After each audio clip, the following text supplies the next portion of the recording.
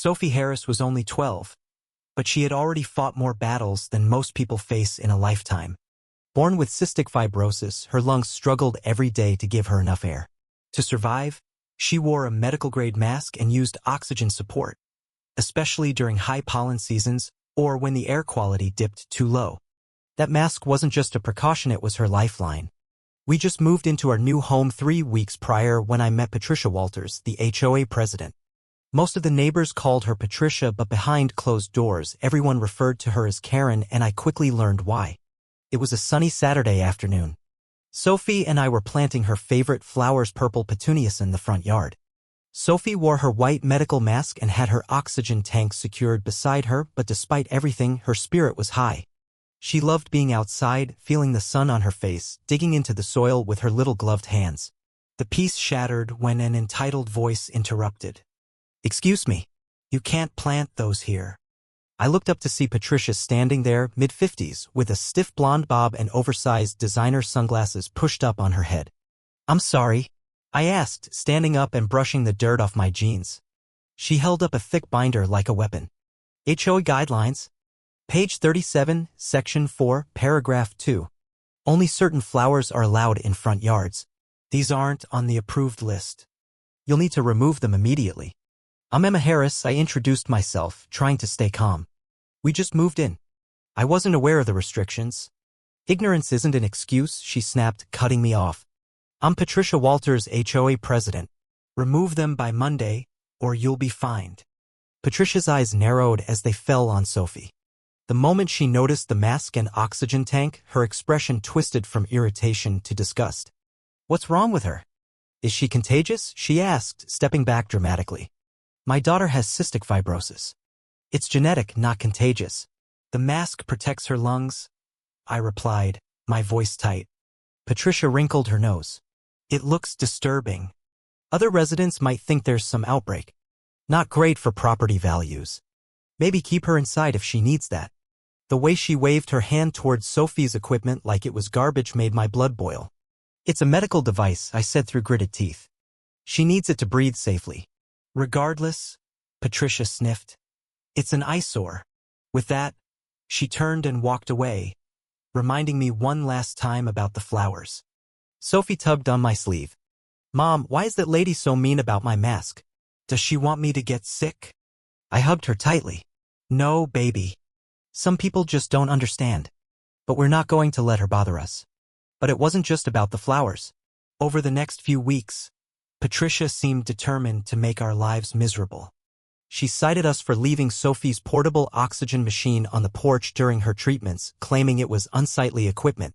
She sent formal notices about our trash cans being visible from the street and even tried to fine us for having Sophie's artwork taped to our front window, calling it unauthorized window decor. No matter how many times I tried to explain Sophie's condition, Patricia wouldn't budge. Power seemed to be the only thing she understood. Things came to a head on a Wednesday evening. It was a beautiful night, and Sophie and I were sitting on the porch. She was showing me a drawing she made in art therapy, a cheerful picture of our house, surrounded by colorful flowers and the words "No HOA rules in my dream yard."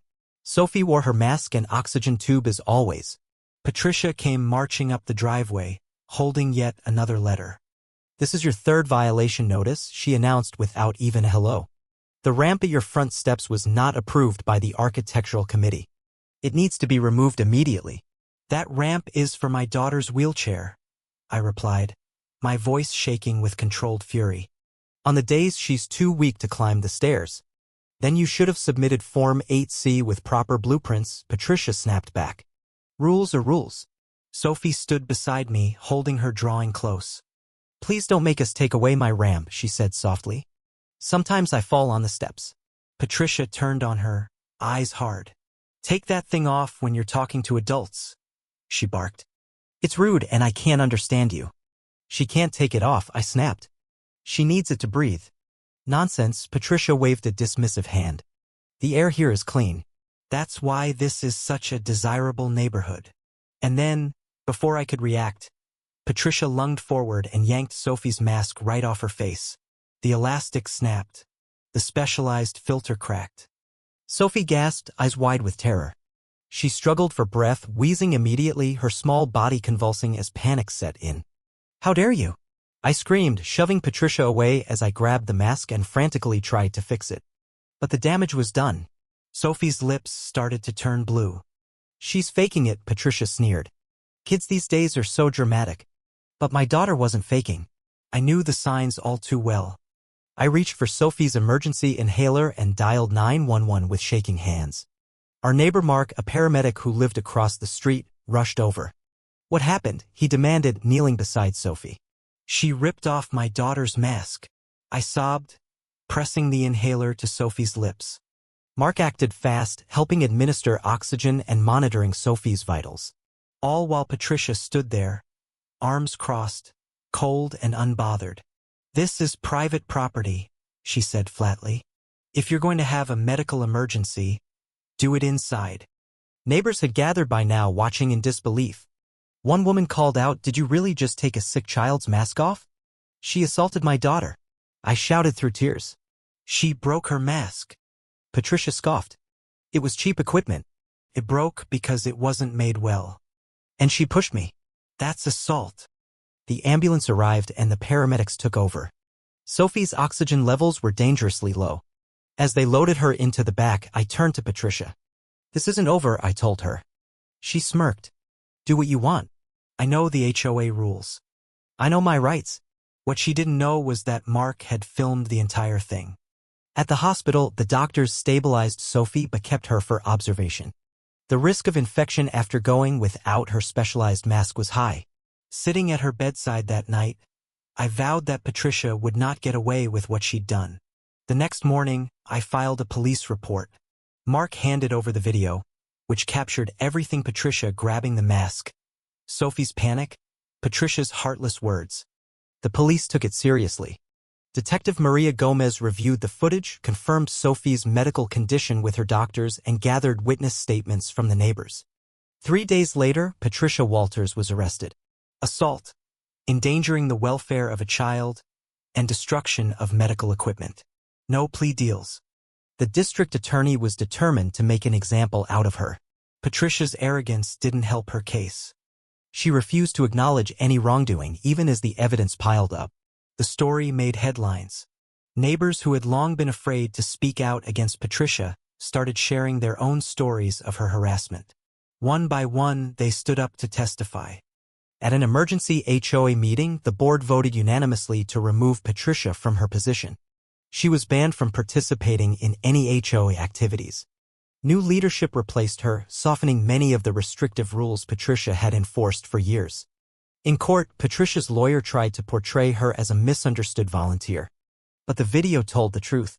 So did the testimony of the neighbors. The judge didn't mince words. "Your actions were a cruel and deliberate attack on a vulnerable child," he said during sentencing.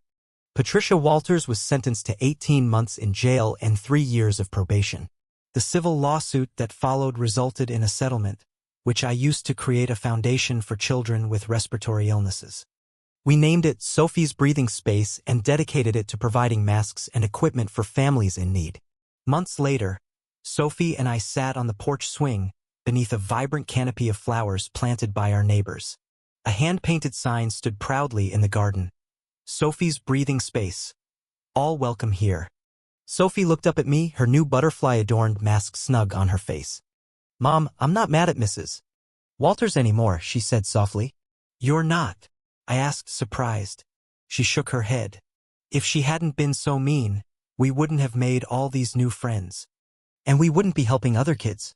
Sometimes bad things happen so good things can start."